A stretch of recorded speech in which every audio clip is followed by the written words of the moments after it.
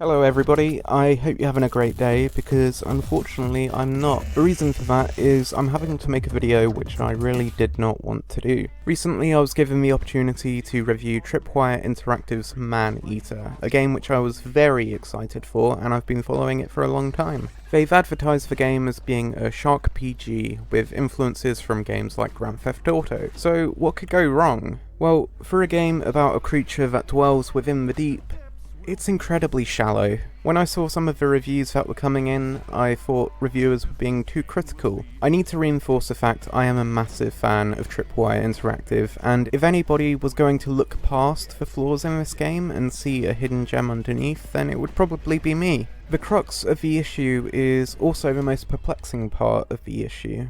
Repetition. If you've heard the name Tripwire Interactive before, it's probably due to their best-selling title Killing Floor and its sequel. Now, these are games that thrive off repetition. You do the same missions over again with the same structure, and what makes it so great is the combat, the killing, how visceral it is, how great it feels to be killing all these Zeds. So I cannot blame them for trying to take the same approach with Maneater, but it lacks the depth that made Killing Floor so great. The combat in Manhunter is more akin to a cookie clicker game than a game with actual combat in.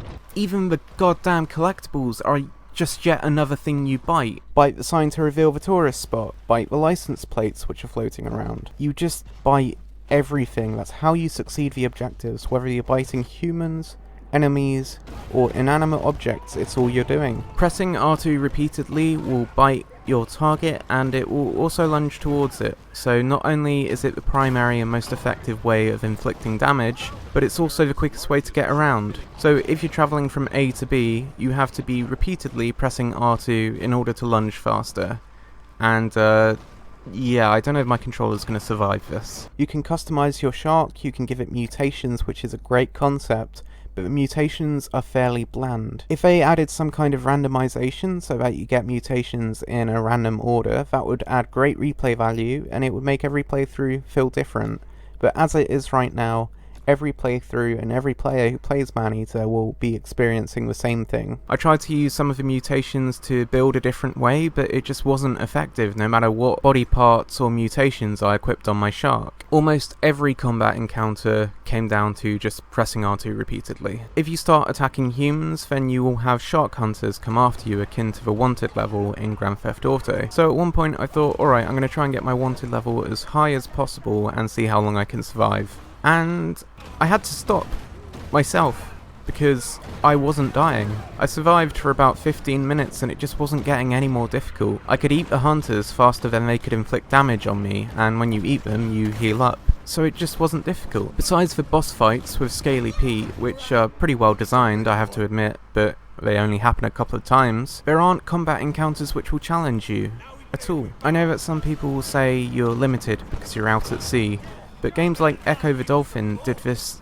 generations ago, and did it much better in my opinion. Just because the combat is done underwater, it doesn't mean it has to be limited. You know, this is an RPG, so you expect alternate playstyles. You know, why can't I become a stealth shark that can go invisible? Why can't I attach lasers to the side of my shark and attack with ranged combat? Why can't I play as a shark summoner who gets little fish to fight for him? Fuck it, a shark that can grow legs and attack more effectively on land. Just have fun with the mutations. Instead it's just, ooh, more health, do more damage to boats. Less knockback? Oh my god, I need to get that. What? Reduced sonar cooldown. Sign me up. These aren't fun. They're not even mutations. They're just passive stat bonuses. Even the cooler ones like electric teeth just do additional damage so your numbers go a bit higher. One of the only varied mutations I saw was the bone fin, which allowed you to do like a spin attack as you dodge. But I tried using this effectively in combat and it just made it clunky.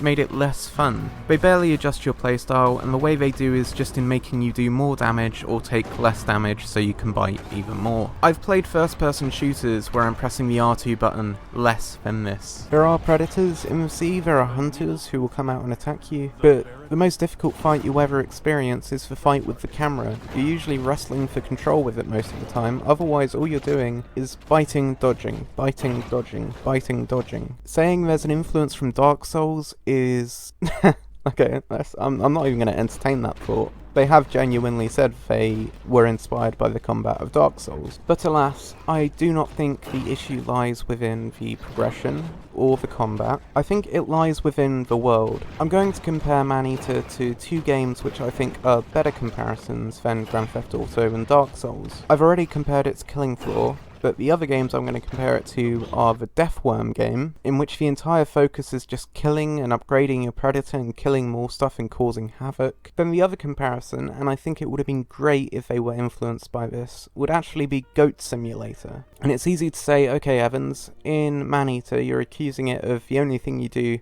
being biting things, but in Goat Simulator all you do is headbutt stuff.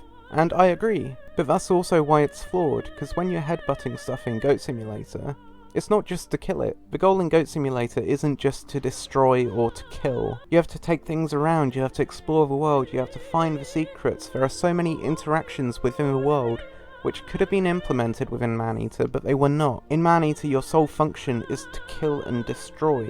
You don't really have an active part in the world, and I think the reality show concept is great. The voiceover is fantastic. Like all the references and landmarks you can find, they're fantastic.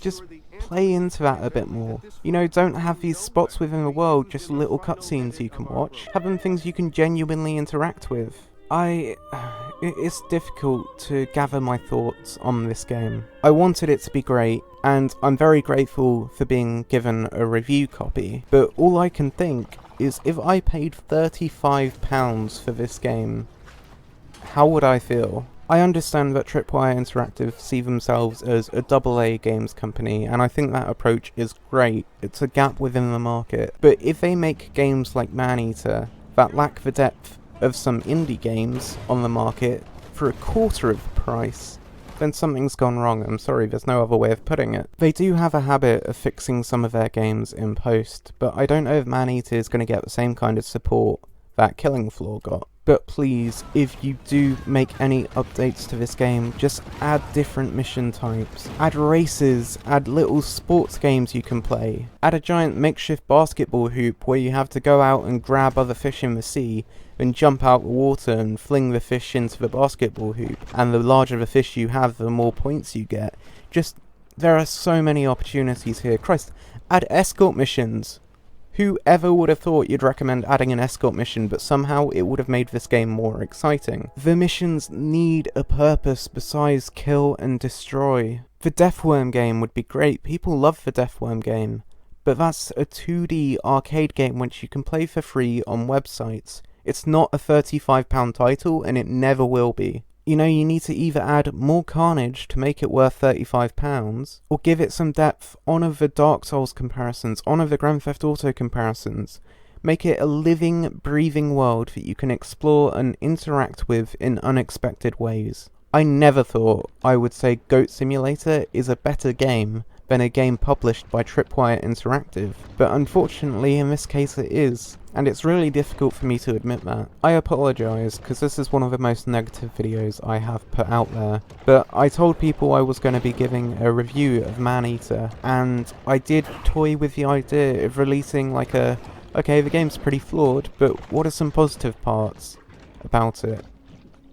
And I couldn't. At best, I would be lying to my audience, and I don't want anyone to spend £35 on Maneater and regret it. You know, that's my duty as a reviewer. But if you are interested in Maneater, I have an affiliate link in the description where you can go to buy the game completely DRM free. So in fact, the game's great, 10 out of 10, I love it. Mwah! Fantissimo! In all seriousness, I think if you go into this game thinking it's going to be a shark version of Tony Hawk, or Grand Theft Auto, or fucking Dark Souls, you're going to be disappointed. Now if it's any comeuppance, I just shouted so loud that I can literally taste blood in my mouth. So let's hope Tripwire Interactive aren't nearby, in case they never want to work with me in the future again, or in case they send their sharks towards me. Shit, that hurt. My mouth is covered in blood right now. I'm not even kidding, this isn't a bit. It's how much passion I put into my videos, Jesus Christ. Oh my god, my teeth are red. My teeth are literally red right now. And hey, listen,